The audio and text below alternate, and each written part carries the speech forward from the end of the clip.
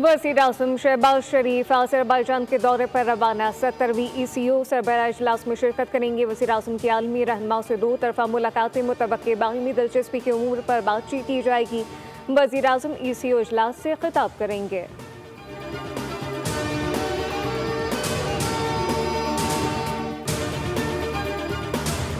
मईशत में शफाफियत लाने के लिए डिजिटल ट्रांजैक्शन सिस्टम नागुज़ीर है। शहरियों और कारोबारी इदारों के दरमियान अदायगियों को आसान बनाना ज़रूरी है।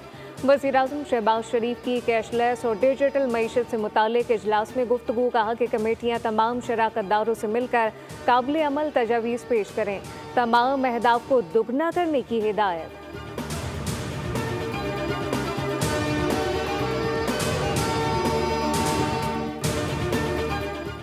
इसराइल और ईरान सीज़फायर के पीछे भी वर्दी है। वज़ीर आज़म शहबाज शरीफ ने सीज़फायर के लिए अहम किरदार अदा किया। अल्लाह की मदद से भारत के खिलाफ जंग में फतह नसीब हुई। आर्मी चीफ सीना तान कर खड़े थे, कोई परेशानी नहीं थी। वफाकी वज़ीर दाखिला मोहसिन नकवी की न्यूज़ कॉन्फ्रेंस कहा कि जवाबी कार्रवाई में भारत की शहरी आबादी को निशाना नहीं बनाया। तलाल चौधरी ने कहा कि दहशतगर्दी के खिलाफ जंग में हम सबको मुत्तहिद होना होगा। हमने नफरत और फ़िरकावारियत का शिकार नहीं होना। मौलाना अब्दुल खबीर आज़ाद बोले कि क़याम से मुताल्लिक़ हम हुकूमत का हर तरह से साथ दे रहे हैं, जबकि मुल्क की सलामती के लिए हम सब मुत्तहिद हैं। पाकिस्तान पर जहरियत मुसल्लत करने वालों को इबरतनाक शिकस्त हुई।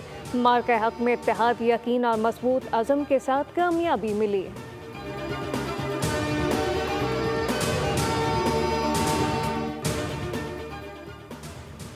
सानिया सबात से मुताल्लिक़ केस की पेशावर हाई कोर्ट में समाअत। कमिश्नर RPO और हज़ारा चेयरमैन प्रोविंशियल इंस्पेक्शन टीम अदालत में पेश। चेयरमैन इंस्पेक्शन टीम ने अदालत को बताया सबात का दौरा करने के बाद तहकीकात कर रहे हैं, जबकि मुख्तलिफ डिपार्टमेंट की कोताही सामने आई।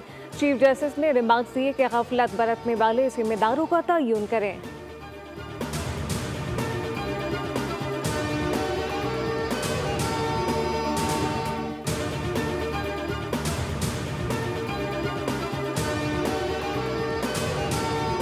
गवर्नर सिंध कामरान खान टसूरी की इस्लामाबाद में ईरानी सिफारत खाने आमद। ईरानी सफ़ीरा सामिरी से मुलाकात की। गवर्नर सिंध का इसराइली जहरियत में शहीद अफराद को खराज अकीदत। ईरानी सिफारत खाने की ताज़ियती किताब में तासुरात दर्ज किए।